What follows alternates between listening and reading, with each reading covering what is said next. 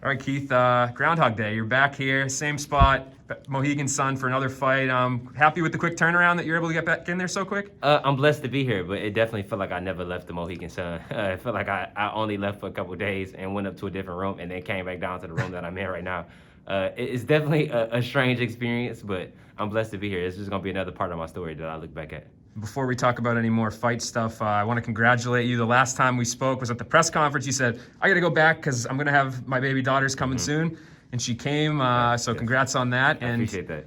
Talk to me about that experience. What does it feel like to be a dad now? It's amazing. It's humbling. It's definitely different than anything I've ever done in my life. Just to know that I brought life into this world and I put my energy into something that's going to continue to transform into something new. Like when I first had her, she was like a brand new newborn.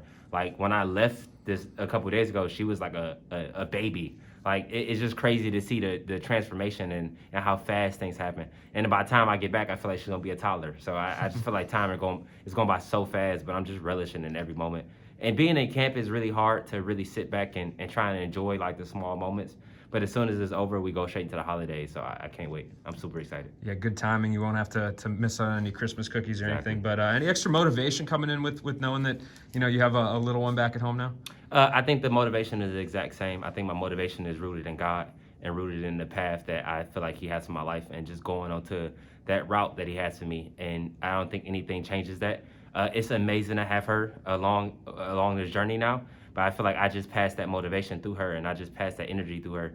And the energy stays the same because I feel like what God has planned for me is always the exact same. It's awesome. And just going to pivot to your matchup coming up here on Thursday. Another thing you said at the press conference before you left Mohegan Sun was, you wanted somebody in your next fight that other people think was a killer to kind of help you boost your public perception or whatever you want to call it. So you feel like you got that in Raufeon Stots? I definitely manifested that. In other people's eyes, he's definitely a killer. He's definitely somebody that other people are looking at, other people are paying attention to, which is a blessing. I wish nothing but the best for him, but I feel like he's just a part of my game. He's a pawn in my life story, and I feel like he's just going to be another chapter in my story. And he was supposed to fight Josh Hill, and before it even got announced, I think Hill obviously pulled out, and you stepped in. So short notice fight. How many weeks have you known about this fight for? I think it was three and a half weeks. I'm never really just sitting on a couch and getting completely out of shape. I was running still at the same time. I was still running to Mountain Charleston, still doing like mountain runs and helping my team and still sparring and moving around. So when they called me, I wasn't that concerned. It was one of those things where it was like, do I want to, my daughter was 3 weeks old at the time, or 2, going on 3 weeks old. So I was like, do I want to leave a 3-week-old and really go out there and fight again for an entire week? Well, I was like, it's worth it when you look back at it. It's going to be way worth it when I look back and I say I accomplished it. And I say that I went through things like this, especially fighting somebody that other people have a perception of being a killer. Like when I go through things like that and I can look back and I can tell her, like, I left when you were 3 weeks old and fought somebody that people really thought could fight. It's just a blessing. It's just an amazing experience. Yeah. And the matchup against Raufeon, now that you say other people think he's a killer, have you studied him at all? Is that something your coaches really do? You do it? And of course, I've watched him. I watched film. I know what I'm going into. I know when I go in there, it's gonna be a hell of a fight. But at the end of the day, it's me versus myself. And when I step across the cage, I'm staring directly at myself. I'm staring at my demons. I'm staring at my insecurities. I'm staring at those doubts that other people have for me. I'm staring at the sheer fear that comes into fighting. That's what I'm fighting against. That's what's walking against the cage for me, across the cage for me. And Raufeon just has a face on it. He's not a person that really like strikes fear into me. No mortal man strikes fear into me. And it's all about just me going out there and performing and me fighting myself. Yeah, and he's obviously done very awesome for himself in his career. He's only lost once, and he's on a big win streak. Hasn't lost in Bellator.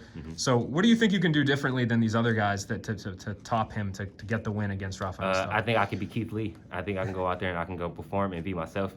I think he's fought a lot of good guys. He hasn't fought Keith Lee. He hasn't fought me. And I don't want to be the cliche fighter and be like, oh, he hasn't fought anybody like me or he hasn't seen my style. And it's not that. He's probably fought a lot of guys that have the similar style to me, but he's never fought somebody that has my spirit and my walk of life and the path that I'm supposed to be on. And I feel like that's just going to be the difference maker, is that I'm going to just go out there and I'm going to really perform and I'm going to really just impose my will. What do you think's riding on this fight? Do you feel like you solidify your contendership here? And he's a guy that I think a lot of people are starting to bring up in the title picture. So sure. You could slide in that spot. I think for me personally, it don't really do much. It does the exact same thing that the last two fights do. As far as my life, it just increases the chance of me becoming who I always dreamt of becoming, and really just taking one step further towards that. As far as other people's perception, it definitely boosts a lot. It definitely changes a lot in the way of rankings or the way of title fights and all that. But I don't really focus on that. I focus on, I think money is great and fame is great, but I think the real wealth is happiness and being able to go and enjoy like moments with my daughter and moments with my wife. I think that's what I'm really striving towards. And no matter what happens in this fight, I'm gonna go get that, and I'm gonna be happy, and I'm gonna enjoy my holidays. So regardless, I won. Awesome, man. Well, I appreciate the time. Good luck on Thursday, and we'll be talking again, man. God bless you. Appreciate it.